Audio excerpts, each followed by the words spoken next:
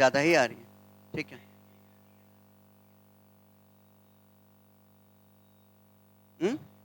हाँ आ रही है ना, ठीक, ठीक है।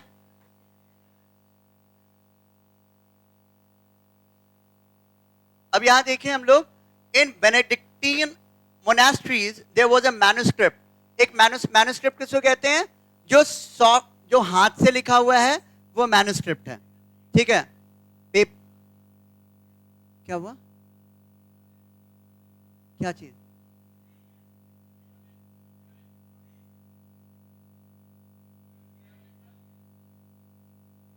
नहीं समझ में आया क्वेश्चन,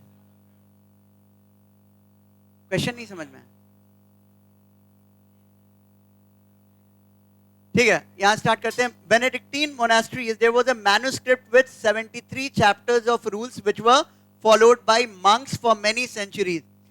अब कहीं भी मोनास्ट्री में लोग रहते हैं और यहाँ पे जो मंक्स रहते थे तो उनके लिए रूल्स और रेगुलेशंस मेंशन था, क्या करना है, क्या नहीं करना है, किस तरह से लाइफ जीना है, ये सारा कुछ मेंशन था। कुछ इंपॉर्टेंट यहाँ पे मिलता है मैन्युस्क्रिप्ट। तो मैन्युस्क्रिप्ट सारे तो बच नहीं गए, जो बचे उसके बेसिस पे ये एजम्पशंस है और उसके बेसिस पे इंफॉर्मेशन है। मैन्युस्क्रिप्ट किसको कहेंगे? जो हैंड रिटन जो भी होता था उसको मैन्युस्क्रिप्ट कहते थे। जो हार्ड सरफेस पे लिखते हैं उसको कहते हैं इंस्क्रिप्शन। अब मैन्युस्क्रिप्ट जो मिला उसमें रूल रेगुलेशन है। चैप्टर 6 में मिला, permission to speak should really be granted to monks. मतलब मंक्स को ज्यादा कुछ बोलना नहीं है, परमिशन नहीं होता था मोनास्ट्री, जो हेड कोई भी हो, और बाकी मंक्स को परमिशन नहीं था बोलने का। ह्यूमिलिटी मीन्स ओबीडियंस, ठीक है। ह्यूमिलिटी का मतलब क्या था? कि ओबीडियंस, वो क्या करेंगे, जो भी मंक्स रहेंगे वो रूल्स और रेगुलेशंस को फॉलो करेंगे। क्लियर?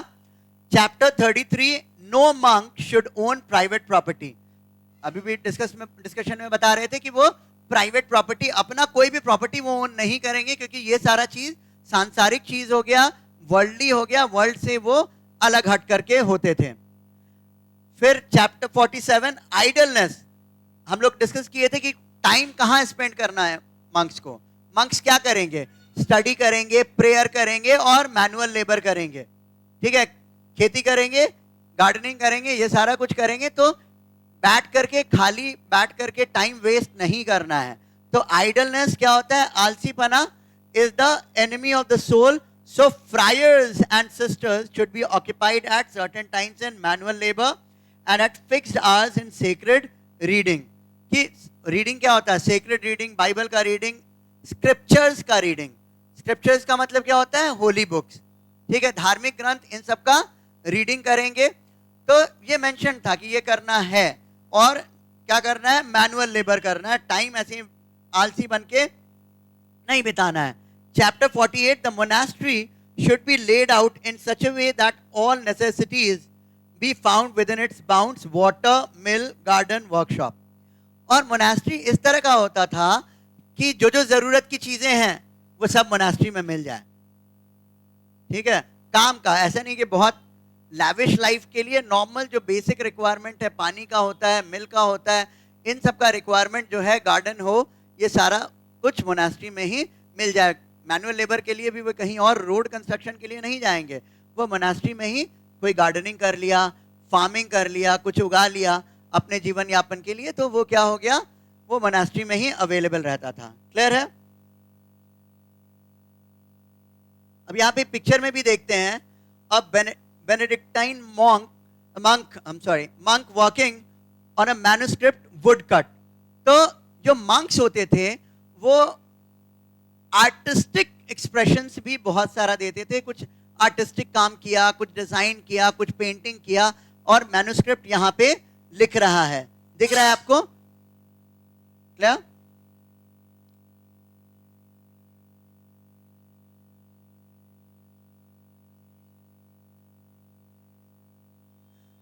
अब यहां पे देखिएगा, by the 14th century there was a growing uncertainty about the value and purpose of monasticism।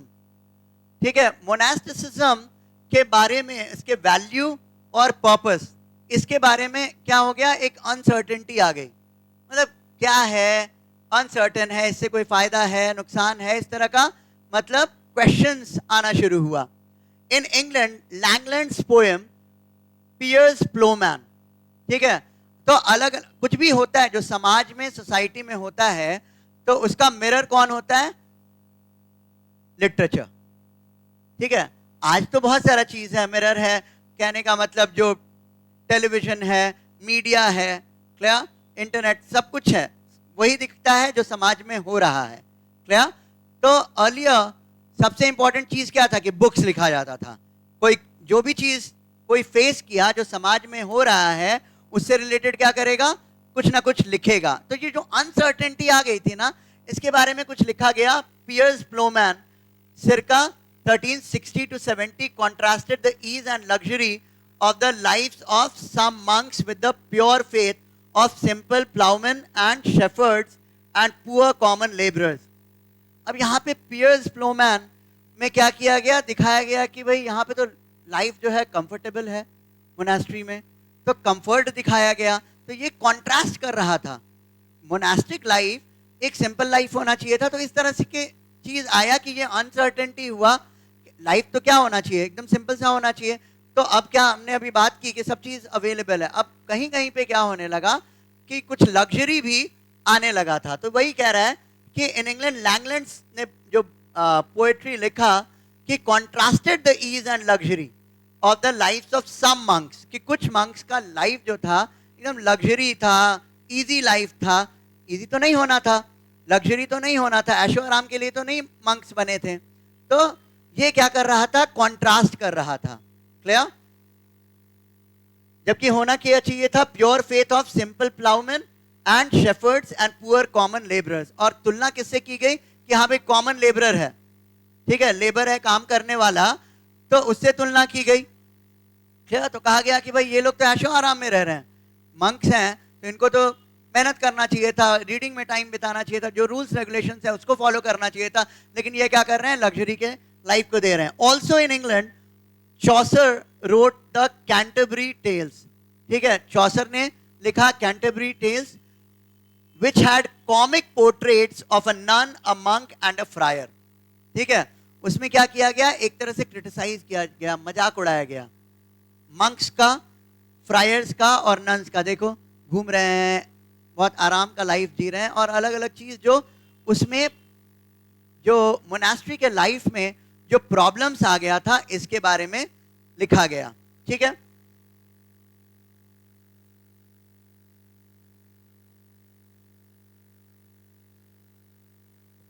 बताइएगा कैंटरबरी टेल्स में क्या लिखा गया था?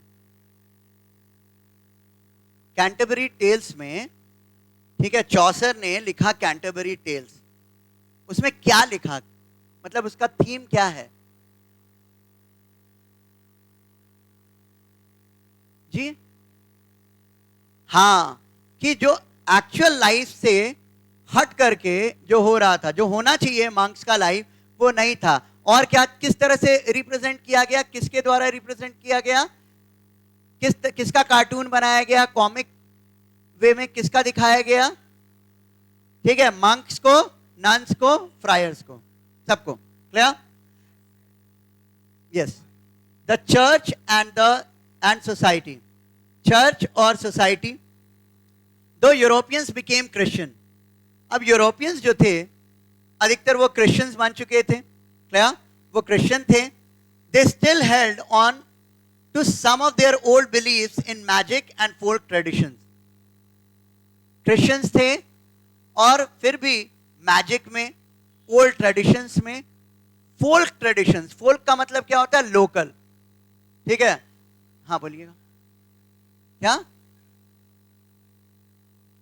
हाँ हाँ, ठीक है, जो भी घूम सकते थे तो वो फ्रायर्स थे, जो मूव कर रहे थे वो फ्रायर्स थे. क्या?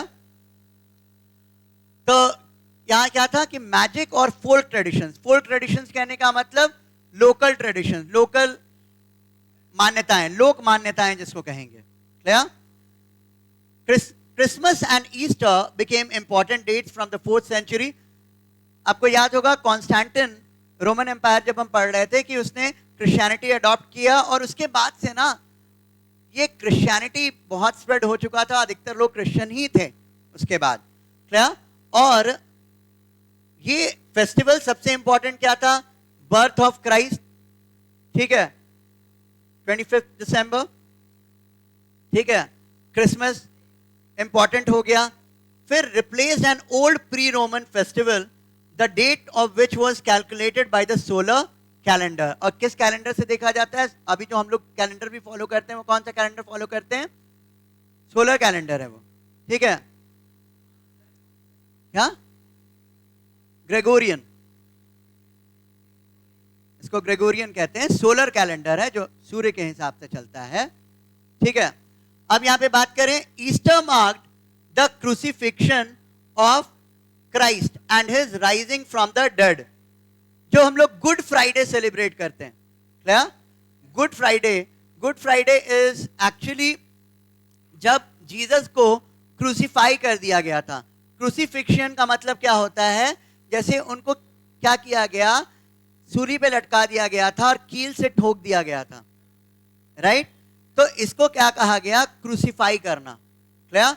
क्रूसीफिक्शन जी।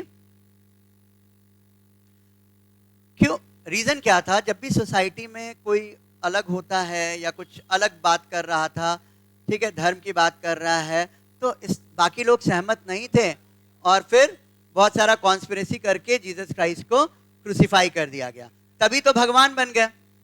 क्या? बिल्कुल। देखिए, जो ये एक सिंपल प्रिंसिपल है कि जो भी क्रूसीफाई हो गया तो ज्यादा उसका नाम हो जाता है। क्या? तो ऐसे भी तो ये तो क्या बात कर रहे हैं, रिलीजियस है।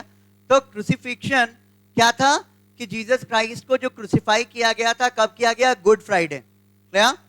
गुड फ्राइडे, डेट चेंज होता रहता है, पर गुड फ्राइडे के बाद क्या होता है? हम लोग कंसिडर करते हैं ना कि गुड फ्राइडे को हुआ, फ्राइडे को इनको क्रूसीफाई कर दिया गया और उसके बाद उनका रीबर्थ हो जाता है। ईस्टर मनाते हैं किस चीज में? संडे को क्या हुआ? उनका पुनर्जन्म हो गया। Are you getting my point? तो ये जो फेस्टिवल्स हैं, ये फेस्टिवल इंपॉर्टेंट हो गए।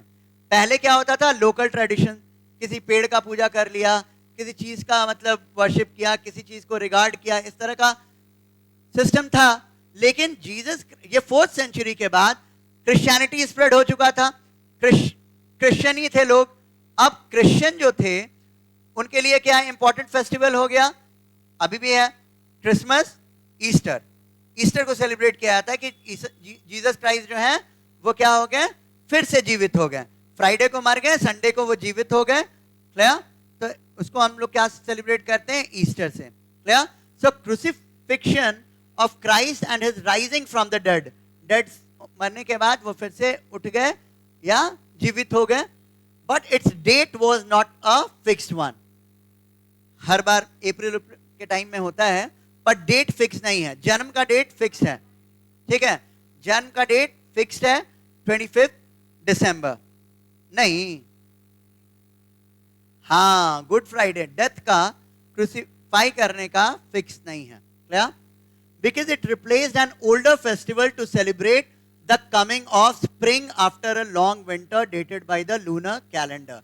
अब इसका डेट इसलिए नहीं फिक्स है क्योंकि इसने क्या किया? एक पुराना फेस्टिवल था, एक पुराना फेस्टिवल को इसने रिप्लेस कर दिया, रिप्लेस करके ईस्टर मनाया। और वो फेस्टिवल क्या था कि विंटर खत्म हुआ और स्प्रिंग आ गया।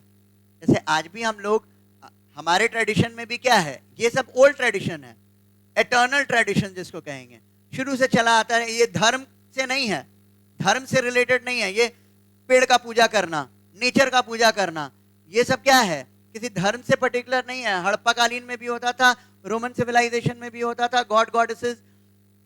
तो पुराना फेस्टिवल था कि विंटर खत्म हुआ और स्प्रिंग आया, उस फेस्टिवल को रिप्लेस करके बन गया। उसका तो डेट फिक्स नहीं होगा, क्लियर?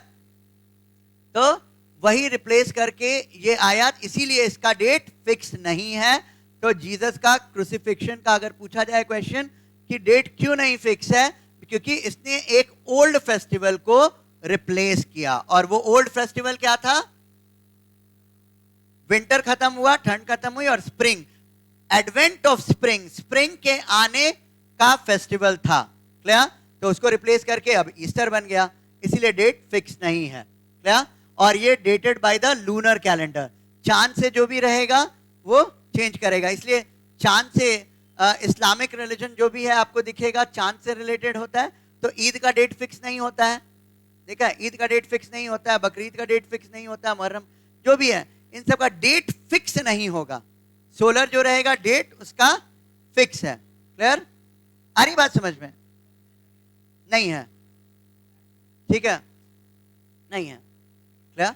वो शक संवत से चलता है, वो चलता है शक संवत से, हिंदू कैलेंडर से चलता है, उसके हिसाब से हमारा न्यू ईयर होली के टाइम शुरू होता है। क्या? नहीं, हाँ, इसका ये बहुत अच्छा क्वेश्चन है कि दिन, डे मतलब मंगलवार है कि बुधवार है, बृहस्पतिवार है, तो यहां पे क्या है, एक चीज है जो स्प्रिंग का एडवेंट देखते हैं तो फ्राइडे से देखा जाता है, Good Friday and then Easter. Very good, good question. ठीक है, क्लियर है, समझ में आया कि दिन बाकी लूनर से जो भी रहेगा उसका डेट फिक्स नहीं रहता है। Clear? Traditionally on that day, people of each village used to make a tour of their village land. With the coming of Christianity, they continued to do this, but they called the village the parish. ठीक है? तो ये ऐसा नहीं है कि नया festival था, ये फेस्टिवल चलता आ रहा था, बहुत समय से चलता आ रहा था, लेकिन क्रिश्चियनिटी के आने के बाद ये बदला। पहले भी क्या होता था, लोग अपने गांव जाते थे, और विलेज लैंड को, विलेज के पास ये रहते थे, और ये इस तरह से इसको स्प्रिंग के आने को सेलिब्रेट करते थे। लेकिन अब क्या हो गया, लोग कहां जाने लगे, पैरिश। ठीक है, with the coming of Christianity they continue to do this, but they call the village the parish. Village को वो पैरिश कहने लगे। पैरिश क्या होता है, जो प्रीस्ट के अंदर जो एरिया होता है उसको हम पैरिश कहते हैं। जैसे एक प्रीस्ट है, उसके अंदर जो एरिया होगा उसको क्या कहा जाएगा, पैरिश। वो भी गांव ही है पर उसके अंदर आ गया। हाँ बोलिएगा।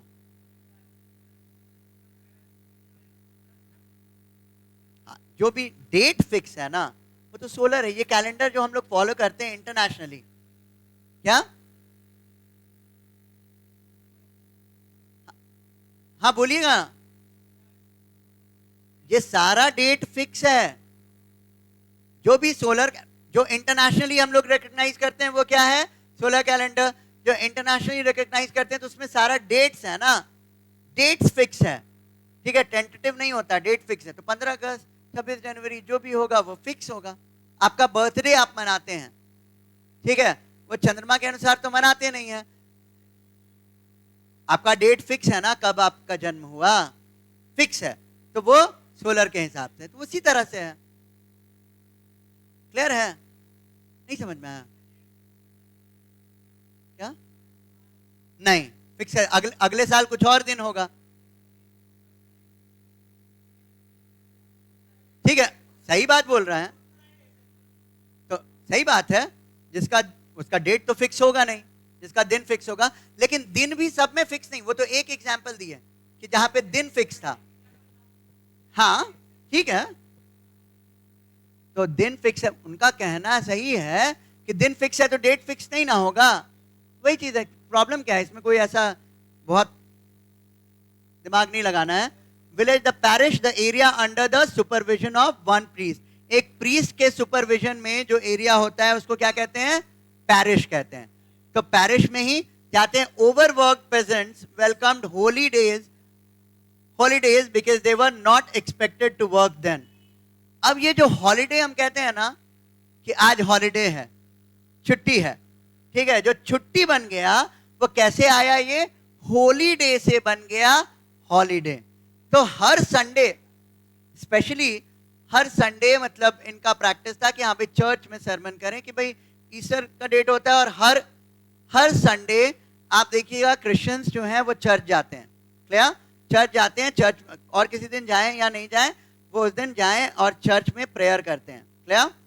तो ये क्या है, वही हॉलीडे से वो क्या हो गया, फिक्स्ड हॉलीडे बन गया। Clear? Sunday is fixed holiday internationally, पूरे अंतरराष्ट्रीय तौर पे तो होली डे से बन गया हॉलीडे, क्लियर? और holiday because they were not expected, और यही कि उस दिन काम करना एक्सपेक्ट नहीं किया गया। अब इसका मतलब ये नहीं है कि कोई भी काम नहीं करता है, जो इमरजेंसी सर्विसेज है वो चलती ही है, जो पुलिस होगा, हॉस्पिटल होगा, ये सारी चीजें तो चलेंगी, लेकिन आपको समझ में आया कॉन्सेप्ट हॉलीडे और हॉलीडे से आया, तो हॉलीडे से बन गया holiday, clear? These days were meant for prayer, but people usually spent a good part of them having fun and feasting. Party मनाया, एंजॉयमेंट किया, ये सारा कब होता है? हॉलीडे के दिन, क्लियर? ऐसे हॉलीडे का मतलब क्या होगा कि आप प्रेयर करें, प्रार्थना करें, ये सब करें, लेकिन आप एंजॉयमेंट भी इसमें इंक्लूड हो जाता है, ठीक है? Pilgrimage was an important part of Christians life. Pilgrimage क्या हो गया? तीर्थ करना। जो होली प्लेस है वहां जाके प्रेयर करना, होली प्लेस पे जाना, इसको क्या कहेंगे? पिलग्रिमेज कहेंगे। हिंदू धर्म में भी हर एक धर्म में मिलता है, क्लियर? तो क्रिश्चियनिटी का बहुत इंपॉर्टेंट पार्ट था पिलग्रिमेज। तो पिलग्रिमेज इनका स्थान कहाँ होगा? रोम होगा, जेरूसलम होगा, जहां पे जीसस क्राइस्ट का जन्म हुआ, clear? Christians' life and many people went on long journeys to shrines of martyrs to big churches. इसके अलावा मार्टर्स किसको कहते हैं? शहीद। तो शहीद यहाँ पे वो बॉर्डर पे लड़ने वाला शहीद नहीं, जो भी जैसे पंडित हैं, प्रीस्ट हैं, वो क्या हो गया? जहां पे शहीद हुए वो क्या हो गया? एक तरह से मठ बन गया। हाँ, शहीद नहीं मतलब मर गए, तो उनको भी मार्टर्स का उपाधि दे दिया गया। शहीद नहीं हुए, ये मर गए, क्लियर? ये मर गए, तो ये भी क्या हो गया? होली प्लेस हो गया। अब जहां पे मर गए तो वो क्या हो गया? वहां पे वो तीर्थ बन गया। वो सब बहुत बहुत ज्यादा डिस्टेंस ट्रैवल करके वो वहां पे जाते हैं, ठीक है? क्या नहीं, हमारे हिंदू धर्म में इस चीज का नहीं है। क्रिश्चियनिटी में ठीक है। अब क्या है? When in April the sweet showers fall and pierce the drought of marsh to the root, and the small birds are making melody that sleep away the night with open eye. तो ये जो poetry है, ये poetry क्या बता रहा है? Spring का एडवेंट, कि वसंत ऋतु आ रहा है, राइट? और उसका कंडीशन है march to the root and the small birds are making melody that sleep away the night with open eye. So nature pricks them and their heart engages. Then people long to go on pilgrimage. और तब लोग कहाँ जाते हैं? तीर्थ में। लोग कहाँ जाएंगे फिर? तीर्थ में जाएंगे, pilgrimage में जाएंगे, clear? And farmers long to seek the foreign shrines of far off saints. और कहाँ जाते हैं? shrines क्या हो गया? मठ, ठीक है? मतलब जहाँ पे पूजा का स्थल हो गया, मतलब प्रेयर का स्थल। पूजा वर्ड तो हम हिंदुइज्म में यूज करते हैं, तो प्रेयर का स्थल, तो वहां जाएंगे। And far off saints revered in various land and specially from every shire of England to Canterbury they make their journey. तो कैंटरबरी टेल्स में ये मेंशन है। This was written in Middle English and the verse is a translation in modern English. ये जो आप देख रहे हैं ये क्या है? मॉडर्न इंग्लिश का ट्रांसलेशन है। जो मिडिल इंग्लिश था वो शेक्सपियर का लैंग्वेज, शेक्सपियर के लैंग्वेज को आप पढ़ेंगे तो वो आपको मिलेगा एकदम ट्रेडिशनल पेरोकियल इंग्लिश है, वो अब हम लोग यूज नहीं करते हैं, वो ज्यादा सिंपल है अभी हम लोग का, ठीक है? हाँ, नहीं, शेक्सपियर इंडिया नहीं आया था, कालिदास यहाँ के शेक्सपियर थे, ठीक है? चलिए, अब नेक्स्ट है the third order, next class में करेंगे। अभी कंटिन्यू करें, पूछ लीजिए कि है कि नहीं, या नहीं तो कंटिन्यू करेंगे।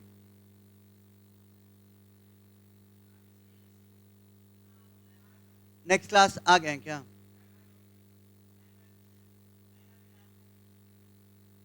ठीक है, थोड़ा सा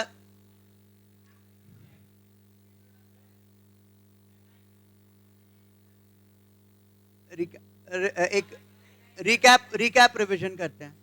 इसको छोड़ देते हैं, इसको अगले क्लास में पढ़ाएंगे, रिकैप रिविजन कर लेते हैं, ठीक है?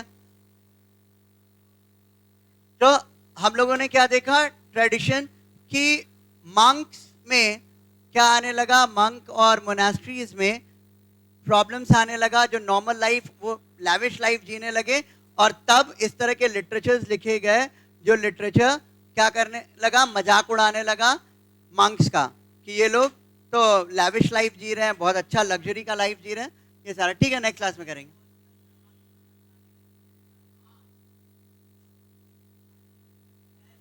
ठीक है, थैंक यू।